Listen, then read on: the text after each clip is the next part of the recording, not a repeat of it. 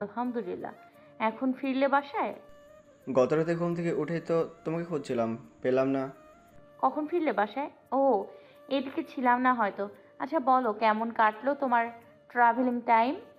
ফিরতে ইচ্ছে করছিল না, বুঝো এবার। অনেক এনজয় করেছো নিশ্চয়ই। তুমি নাকি 2 সপ্তাহের আগে ফিরবে না?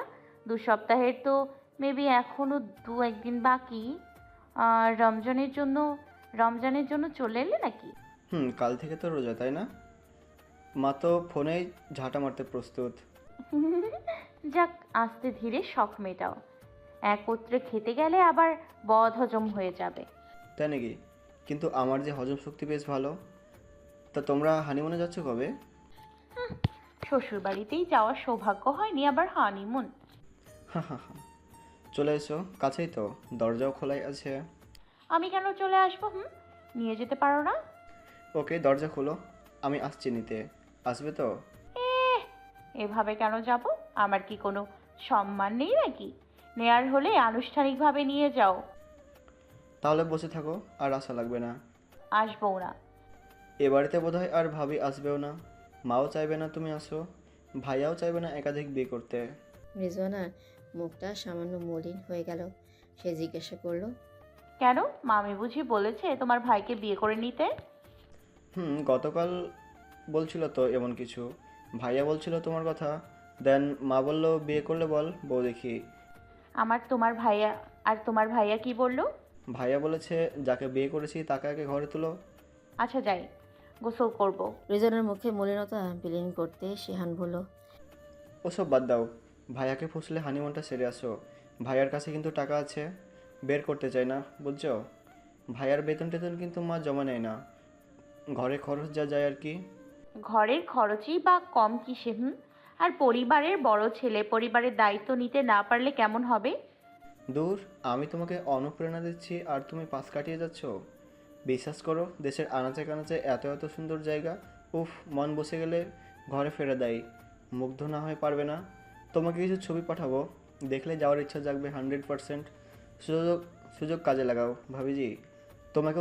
আমাকেও সাথে নিতে চাইলে মাইন্ড করবো না, শুধু একটা নক দিবে। তোমাদের ডিস্টার্বও করবো না আমি। আমি আমার মতো হারিয়ে যাব, থাকা খাওয়ার ব্যবস্থা তোমাদের। আচ্ছা, এত মুগ্ধতায় জড়িয়ে গেছো? কাউকে রেখে আসোনি তো আবার বারবার ছুটে যাওয়ার জন্য? দূর, তোমার সাথে কথা বলা মানেই লাইন ক্রস করা। যাও যাও, গোসল করো, ক্ষুধা লেগেছে আমার। আজকেই তো মাসের শেষ লাঞ্চ, পেট ফুলে নেই। এমনি লুবনা এলো রুমে। রিজওয়ানার উদ্দেশ্যে বলল, কি রে, এখনো গোসল করতে যাসনি? হ্যাঁ যাচ্ছি।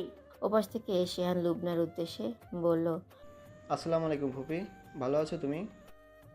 ওয়ালাইকুম আসসালাম, আছি ভালোই। তুই কেমন আছিস?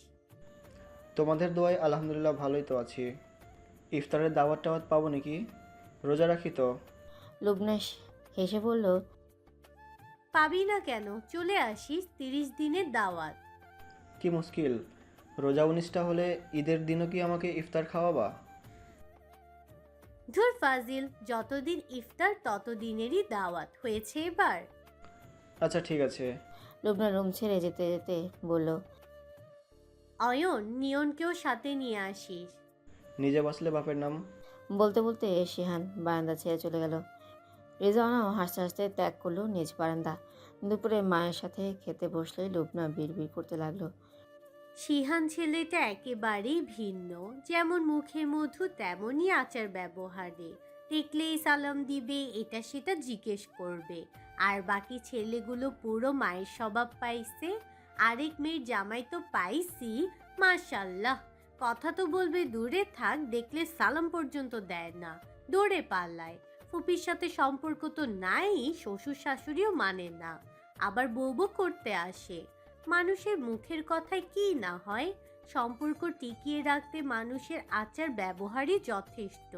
জীবনে নিয়েছে কোনো খবরাখবর? সবই আমার কপালের দোষ। উসিলায় আমার বাপ, না ইকুল না ওকুল, কোনো কুলেই ফেলে যায়নি। রিজওয়ানা কিছুই বলল না, চুপচাপ শুনে গেল শুধু। সন্ধ্যার পরে ইভান কল করলে রিজওয়ানা বলল, আসসালামু আলাইকুম। ওয়ালাইকুম আসসালাম। কোথায় তুমি? তোমার রুমের লাইট অফ, বারান্দার লাইট অফ। রুমেই, অন্ধকার রুমে শুয়ে আছি। বাসায় ফিরেছো? হ্যাঁ, ফিরেছি একটু আগে।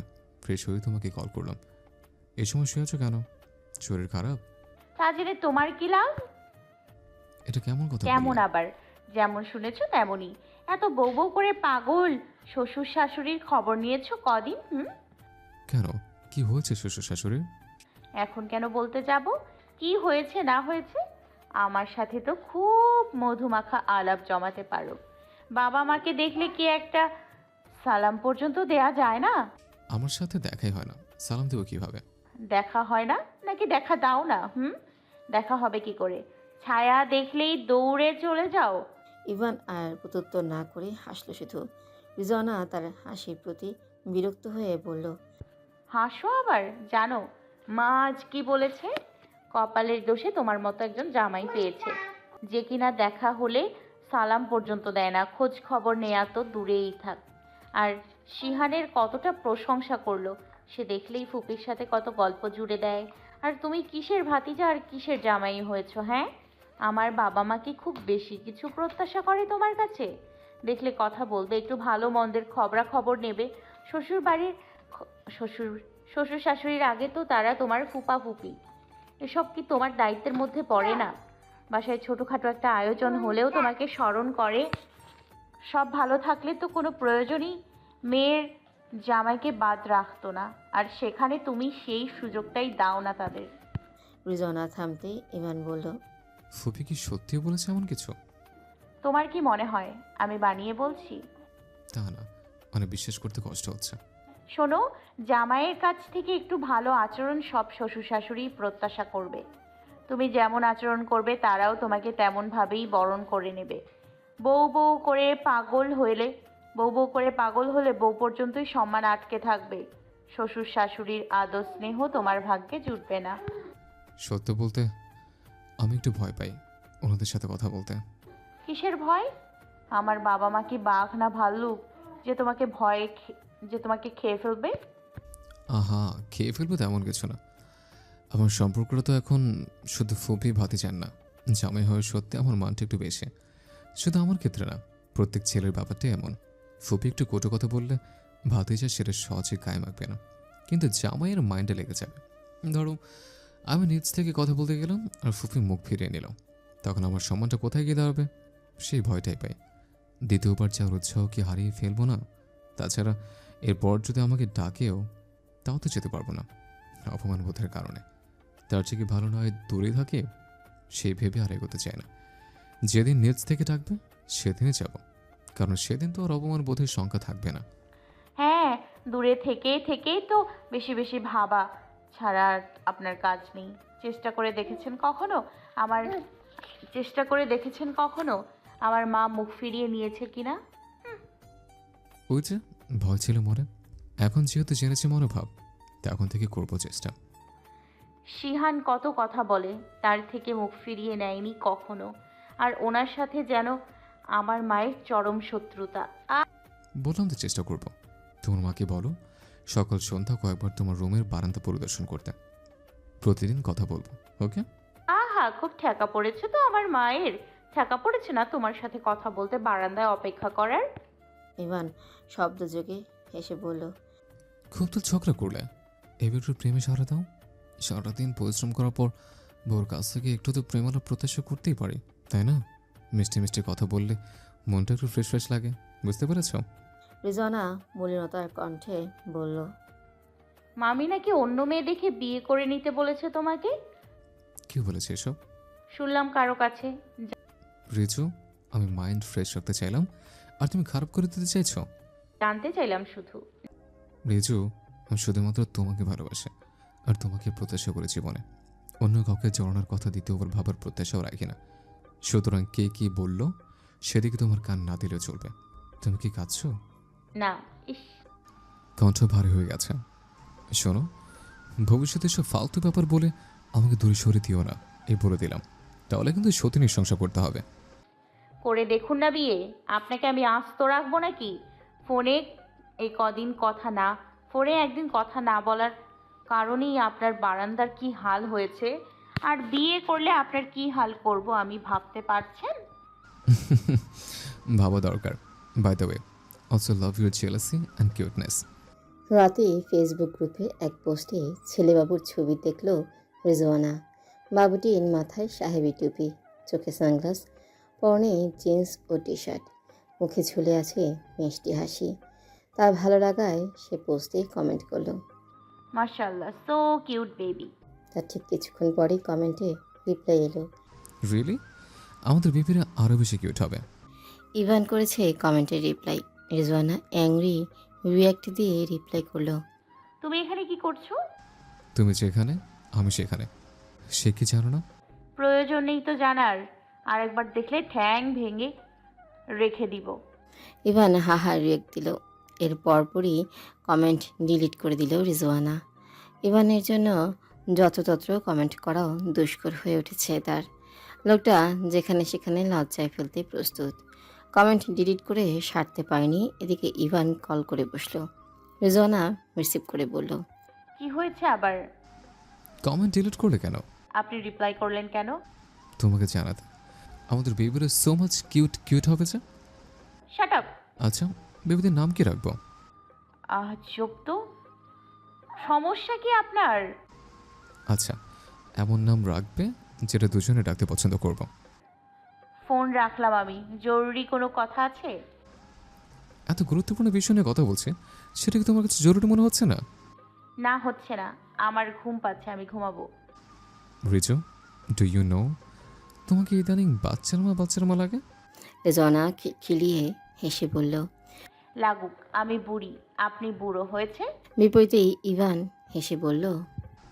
ওকে, ঘুমাও, সিয়ারেতে ডেকে তুলো। পারবো না। কথায় কথায় না বলার অভ্যাস বর্জন করো, আল্লাহ পাপ দেবে। আল্লাহ আমার সব পাপ তোমার উপর ঢেলে দিক। কি বলে বাবা, তুমি তো দেখছি যত্রতত্র আমাকে ফাঁসি দিয়ে চলে আসবে। প্রয়োজন হলে দিব না আবার। বিপরীতে ইভান হেসে বলল। প্রথম রমজানে মায়ের সাথে ইফতার তৈরি করে বেশ আনন্দিত রিজওয়ানা। তারপর বাবা মা ও ভাইয়ের সাথে একত্রে ইফতারগুলো উপভোগ করলেও তার সার্থকতা। নিজের জন্য আলাদা করে চপ তুলে রাখা, ভাইয়ার জন্য আলাদা করে বাটিতে চপ তুলে রাখা বরাবরই চলে। এবারও ব্যতিক্রম কিছু না। ইফতারের পর অবসরে তারা সেই চপ খায়। মাঝে মধ্যে কারাকারিও চলে। দ্বিতীয় রমজানে সকালবেলা অয়নিয়নের রুম থেকেই এদিকে রিজনার মুখ নড়তে নড়তে দেখে ইভান বড় বড় চোখ করে তাকালো। রিজনা তখন বারান্দার দরজার পাশে হাঁটছিল। ইভানকে দেখে সেও চুপসে গেছে। ইভান ঘন ঘন পলক ফেলে বারান্দায় এসে বলল। এসব কি হচ্ছে? হ্যাঁ, কি হচ্ছে? রমজান মাস, আর তুমি কি না?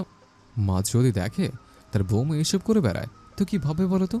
এত বড় মেয়ে রোজা রাখে না, সে জবাব দিতে কি আমাকে দিতে বলবে না? আপনার মা যদি মূর্খ হয়ে থাকে তবে বলবে। শাশুড়ি মায়ের অপমান করো মেয়ে। আমি কোথায় আমি কোথায় অপমান করলাম? বরং আপনি নিজের বউকে অপমান করছেন। ইভান একগাল হেসে বলল। খাবি ভালো কথা, অন্যদিকে থেকেও তো খেতে পারো। মা না হয় দেখেও কিছু বলবে না। তোমার গুড্ডু সূর্য তো রোজা রাখে, তাদের নজরে যদি পড়ে যাও সারাদিন গান গাইবে তোমায় নিয়ে। আমি ওদিকেও খেতে পারবো না। বাবা ভাইয়ের সামনে পড়ে যাওয়ার লজ্জায় নিজের রুমে এসেও খেতে পারবো না তোমাদের লজ্জায়। তো আমার খাওয়া দাওয়াই বন্ধ করে দেওয়া উচিত। খাবোই না। আহা, তোমাকে খেতে নিষেধ করছে কে? খাও, নিজের রুমেই খাও, পর্দা টেনে দিয়ে খাও। না, খাবোই না। পর্দাও টানানোর দরকার নেই। তখন আবার দেখা যাবে কেউ পর্দার আড়াল থেকে বেরিয়ে এসে বলবে এভাবেও খেও না। ভালোর জন্য বললাম, ভালো লাগে না, যেভাবে ইচ্ছে খাও। তুমি লজ্জায় পড়লে তো আমার আর কিছু না। তোমার কিছুই না।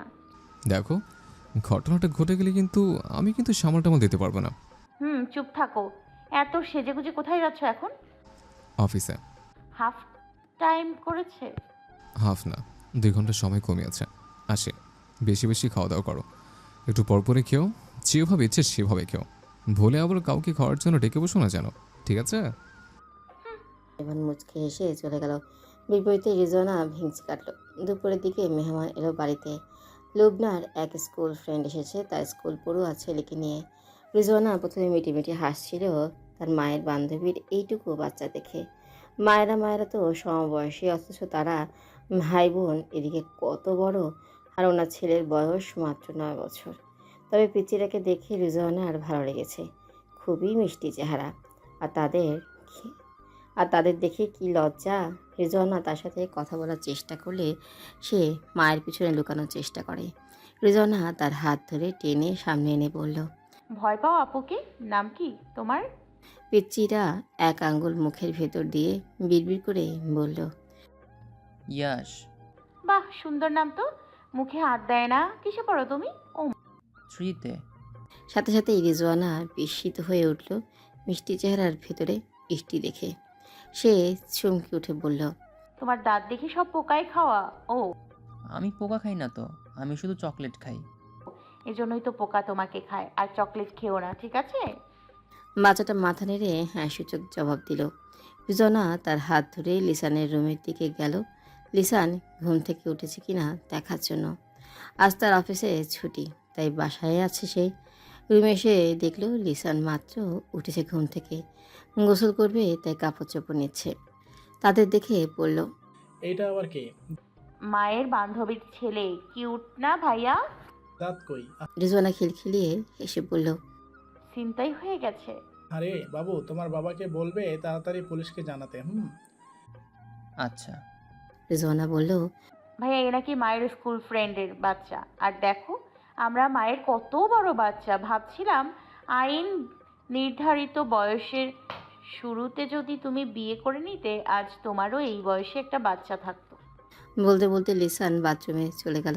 রিজওয়ানা হাসতে হাসতে পিচিকে নিয়ে তার রুমের দিকে চলে গেল। রুমে প্রবেশ করতে করতে রিজওয়ানা ইয়াশকে বলল,